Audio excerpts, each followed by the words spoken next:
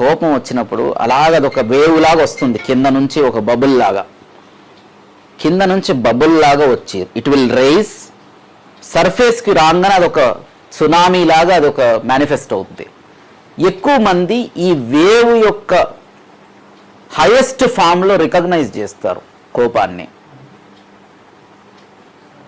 అంటే అది సునామీగా మేనిఫెస్ట్ అయినప్పుడు ఆ టైంలో నువ్వేమి చేయలేవు, అది దహిస్తుంది, అది షోర్కి గట్టిగా వచ్చి దాని పవర్ చూపిస్తుంది. Because that is all energy కదా. ఎమోషన్ అంటే ఏంటి? Emotion is energy in motion. It is such a vast energy. దాన్ని మనం ఏం చేయగలం ఏంటి? అందుకే ఎర్లీ రికగ్నిషన్ చేయాలి.